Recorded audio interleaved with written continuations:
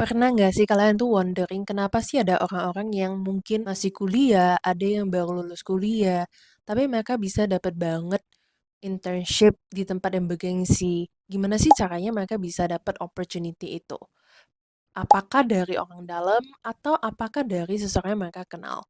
Tapi kenapa bisa gitu? Sama-sama di bangku perkuliahan, tapi ada orang yang memang udah di depan banget dapat opportunity-nya banyak, ikut kompetisi, bisa magang di perusahaan-perusahaan gede.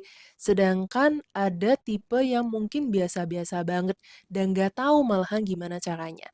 Kalau misal kamu juga pengen tahu gimana caranya dapat kerja di tempat-tempat bergengsi, watch this video till the end.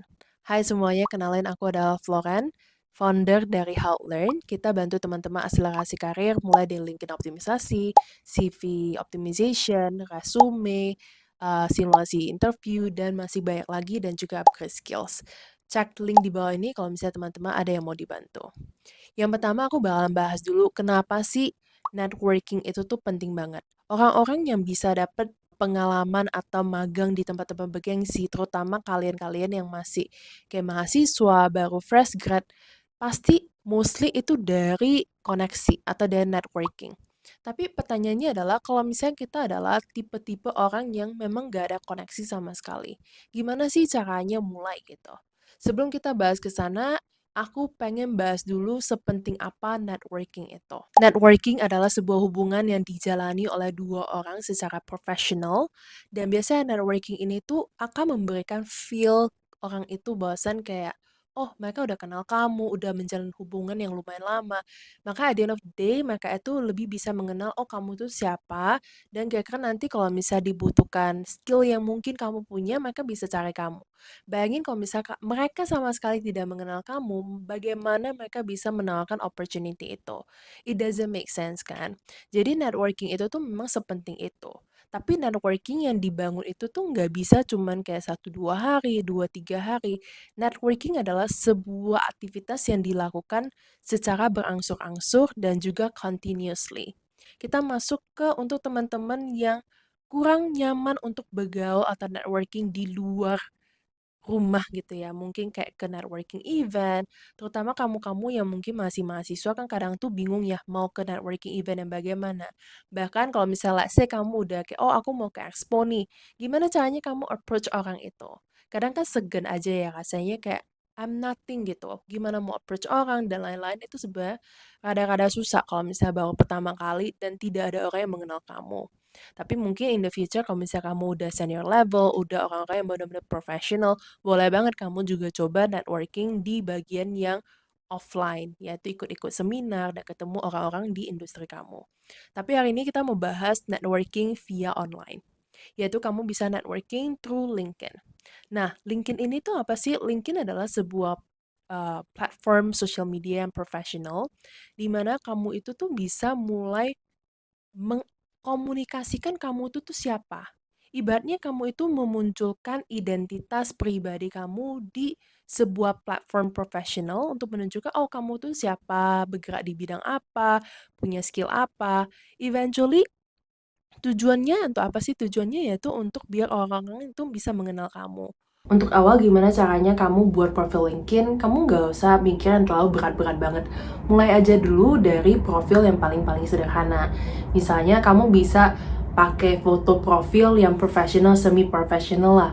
Nggak usah yang sampai harus pakai jas apa segala macam. Kamu bisa pakai HP kamu aja. Terus foto dengan dinding yang mungkin backgroundnya putih, yang lebih ringan lah. Terus tinggal diedit aja kayak cahayanya lebih bagus. Terus udah tinggal kamu masukin. Terus di bagian profilnya kamu juga masukin kamu tuh tertariknya di bidang apa, punya pengalaman apa, skillnya apa. Nah, setelah kamu udah craft your profile, ikutin aja step by stepnya semuanya. Tapi kalau misalnya kamu mau dibantu hal lain juga boleh klik di bawah ini. Kita bisa bantu untuk LinkedIn optimisasi juga untuk teman-teman yang benar-benar bingung dan clueless gimana cara buatnya. Nah, setelah kamu udah setup the profile ini semua, nah, nextnya apa? Nextnya bukan hanya sekedar kamu setup the profile, next adalah kamu bisa bangun branding kamu. Bangun branding artinya adalah kamu itu mulai membranding atau mengkomunikasikan apa yang kamu suka di industri apa. Dan pastikan kamu juga berkoneksi dengan orang-orang yang in the same industry. Jadi for example, aku kan founder dari Howlearn.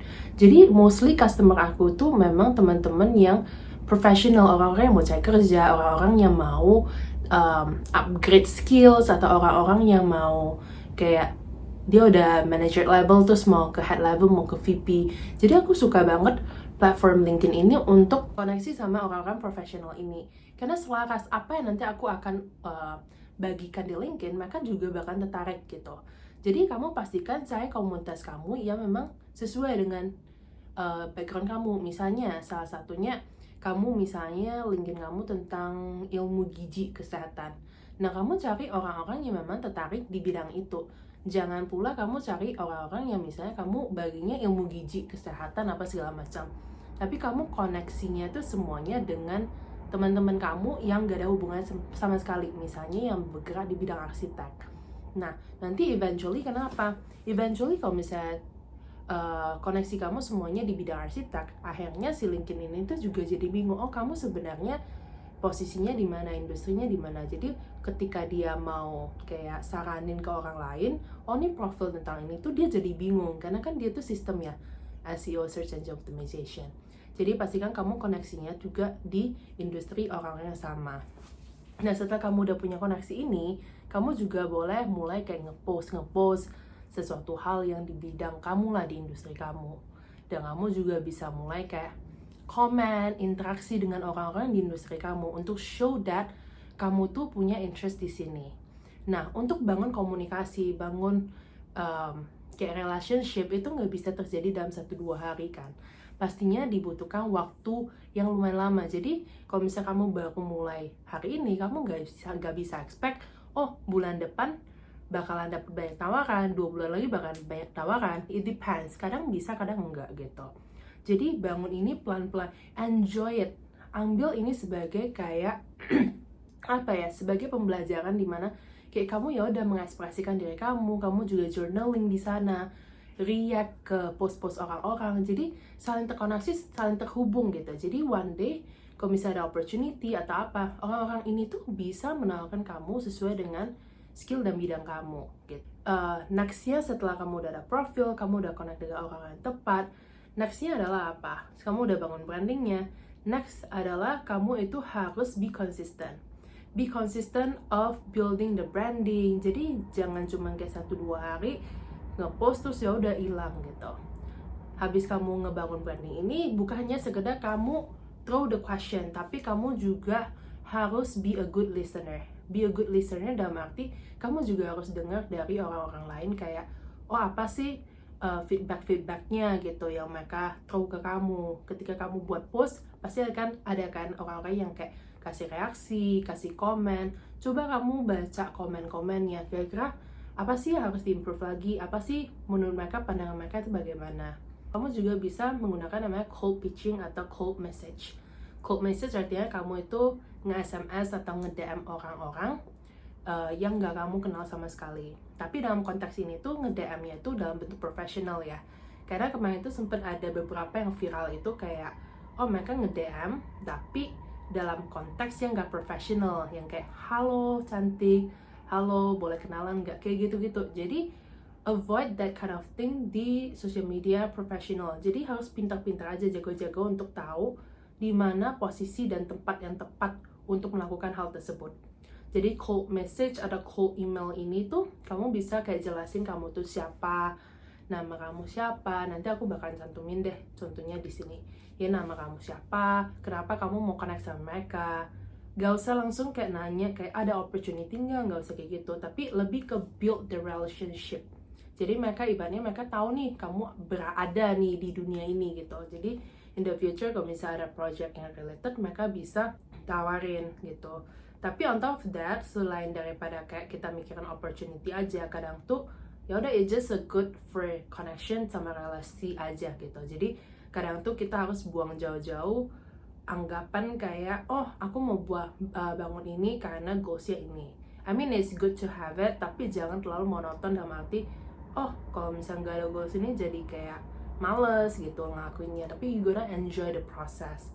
Aku sendiri jujur dapat banyak banget tawaran kerja itu dari LinkedIn, bahkan aku nggak apply gitu.